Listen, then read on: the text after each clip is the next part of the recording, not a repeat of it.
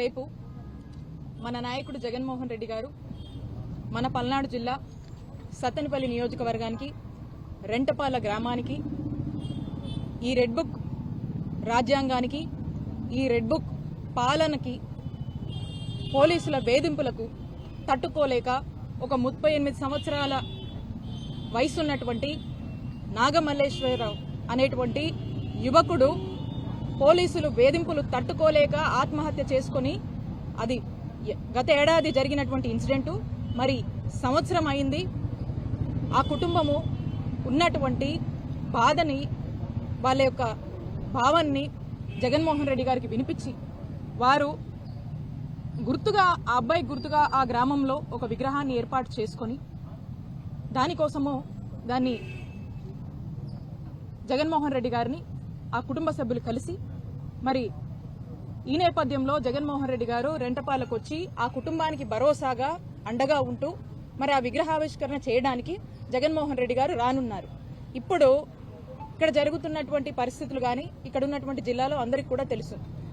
ఏవో పర్మిషన్స్ పేరుతో ఇంకేవో అడ్డంకులు సృష్టించి జగన్మోహన్ రెడ్డి గారి కార్యక్రమాన్ని అడ్డుకోవాలని అనేక ఆంక్షలు విధించి వచ్చే పబ్లిక్ ని కన్ఫ్యూజ్ చేయాలని రీసెంట్ టైమ్స్ లో పొదిల్లో జగన్మోహన్ రెడ్డి గారికి చాలా పెద్ద ఎత్తున కూడా ప్రజాదరణ లభించింది.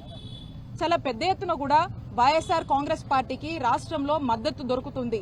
ప్రజలందరూ కూడా ఈ కూటమి ప్రభుత్వం వచ్చినాక ఈ కూటమి ప్రభుత్వం యొక్క అరాచకాలు అవన్నీ కూడా ఆ బాధతో ఇవాళ జరుగుతున్నటువంటి మోసాలు ఇవన్నీ చెప్పుకునేందుకు, అలాగే జగన్మోహన్ రెడ్డి గారు అయితే మనకు ఏ విధంగా ప్రశాంతంగా ఉండేవాళ్ళమో మరి ఈ రోజున ఈ కూటమి వచ్చిన తర్వాత ఈ అరాచకాలు తట్టుకోలేక అందరూ కూడా రోడ్డెక్కి జగన్మోహన్ రెడ్డి గారు వస్తుంటే ఈ రోజు మద్దతు తెలుపుతున్నటువంటి పరిస్థితి మనం చూస్తా ఉన్నాం రాష్ట్రంలో.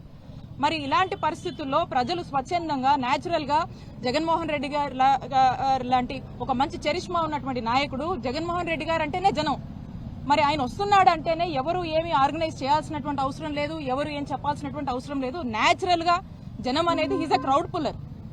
మరి వారు వస్తూ ఉండగా ఇంతమంది అంతమంది అని చెప్పి రోజు పోలీసులు రకరకాల ఆంక్షలు విధించి అట్లా చేయాలి, ప్రోగ్రాం 100 మందితోనే చేయాలి ఇట్లా అని చెప్పి అనేక మాటలు చెప్పి ఈ ప్రోగ్రాం పట్ల ఒక అభద్రతని ప్రజల్లోకి పంపించి ప్రజల్ని కన్ఫ్యూజ్ చేసి దీన్ని ఒక రకంగా ఫెయిల్ చేయాలనేటువంటి ఒక ఉద్దేశంతో పోలీసులు వేస్తున్నటువంటి అడుగుల గురించి మనం చూస్తా ఉన్నాం. కాబట్టి మేమందరం కూడా ఈరోజు వచ్చి ఎస్పీ గారిని కలిసి ఏ విధంగా ప్రోగ్రాం కండక్ట్ చేయబోతున్నాం, అసలు ఏంటి ఈ ఒక ఇష్యూ ఈ కాజ్ మీద వస్తున్నారు. ఇదేదో వేడుక కాదు, ఇదేదో ఇంకొక ఇష్యూ మీద ఏదో ధర్నానో ఇంకోటి కాదు. కేవలం ఆ ఫ్యామిలీకి ఒక భరోసాని, ఆ ఫ్యామిలీ గోత్రు అవుతున్నటువంటి ఒక బాధకి భరోసానిస్తూ వారి ఇంటికి జగన్మోహన్ రెడ్డి గారు విచ్చేస్తున్నారు. దీనికి కూడా ఈ షెడ్యూల్ ఏంటి, అదేంటి, ఇదేంటి అని చెప్పి 100 కారణాలు చెప్పి కన్ఫ్యూజ్ చేస్తూ ఇబ్బందులకు గురి చేస్తా ఉన్నారు. మేము ఒక్కటే స్పష్టం చేస్తా ఉన్నాము, జగన్మోహన్ రెడ్డి గారు మీరు ఎన్ని ఆంక్షలు విధించినా, మీరు ఎన్ని ఆటంకాలు కలిగించినా రేపు ఆ కుటుంబాన్ని పరామర్శిస్తున్నారు, వారికి అండగా నిలబడిపోతున్నారు. రేపు రెంటపాలకు ఖచ్చితంగా వస్తున్నారు. రేపు ప్రోగ్రాం ఖాయమని చెప్పి మరొకసారి ఇక్కడ ఉన్నటువంటి జిల్లా ప్రజలకు మేము స్పష్టం చేస్తా ఉన్నాము. అలాగే ఎంత దారుణం అంటే, ఎందుకు నేను అడుగుతా ఉన్నాను పోలీసుల్ని, ఎందుకు మీకు జగన్మోహన్ రెడ్డి గారు టూర్ అంటే ఎందుకు, జగన్మోహన్ రెడ్డి గారు వస్తున్నారంటే ఎందుకు ఈ కూటమి ప్రభుత్వానికి అంత భయము, ఎందుకు ఎక్కడ లేనన్ని ఆకాంక్షలు మీరు విధిస్తున్నారు?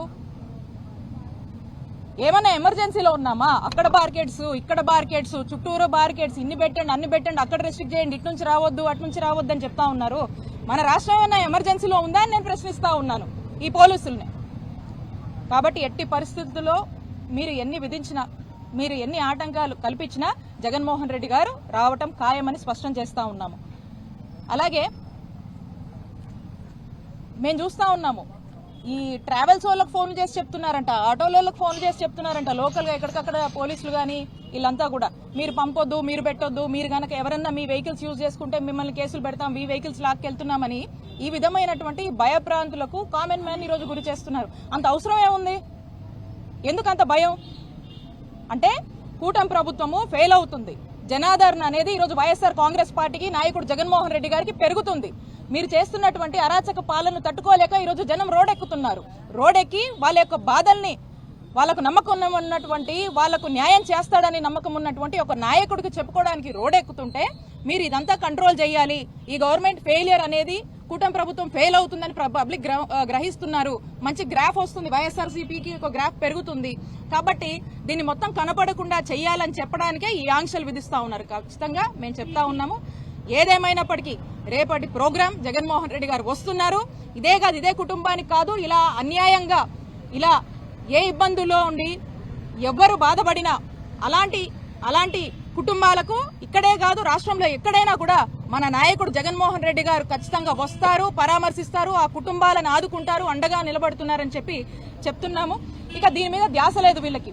ఇక దేని మీద ధ్యాస ఉందంటే వాళ్ళకి పూర్తి స్థాయిలో కూడా వీటి మీద ధ్యాస ఉంది. మా నియోజకవర్గంలో ఈరోజు చిలుకలూరుపేట నియోజకవర్గంలో నాదెండ్ల మండలంలో ఇద్దరు రైతులు దారుణంగా ఏ విధంగా ఆత్మహత్య చేసుకుని చనిపోయారో ఈరోజు ఈ వార్త అందరూ కూడా వినే ఉంటారు. ఎందుకు జరిగింది ఆత్మహత్య? ఆ రైతుకు అంత కష్టం ఎందుకు వచ్చింది? ఎందుకంటే కూటమి ప్రభుత్వం వచ్చాక రైతుకి న్యాయం జరగట్లేదు. రైతు కష్టాలు ఏ విధంగా ఉంది, ఎంత బాధల్లో ఉన్నాడో ఆ బాధ తట్టుకోలేక ఈరోజు ఆ రైతులు ఆత్మహత్య చేసుకున్నారు. దీని బాధ్యత ఎవరు తీసుకుంటారు? దీనికి కారణం ఎవరు? కూటమి ప్రభుత్వం కాదా? ఇవేం పట్టవు.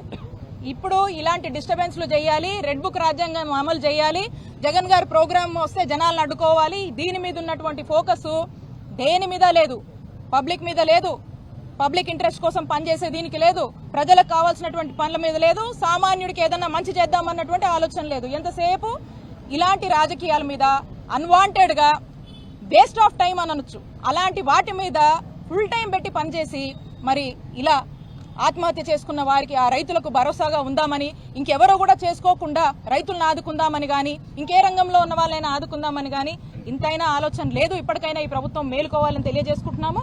ఏదేమైనప్పటికీ జగన్మోహన్ రెడ్డి గారు రేపు పల్నాడు జిల్లా రెంటపాలకు వస్తున్నారు. ఇక్కడ ఉన్నటువంటి ప్రజలందరూ కూడా మరి జగనన్న రాక కోసం ఎదురు చూస్తున్నారు. ఖచ్చితంగా వారికి, వారి యొక్క కుటుంబానికి, ప్రతి ఒక్కరికి మద్దతుగా ఎప్పటికీ మన నాయకుడు జగన్మోహన్ రెడ్డి గారు మన కోసం నిలబడతారు, పోరాడతారు, ప్రశ్నిస్తూనే ఉంటారు అని తెలియజేసుకుంటున్నాను. థాంక్యూ.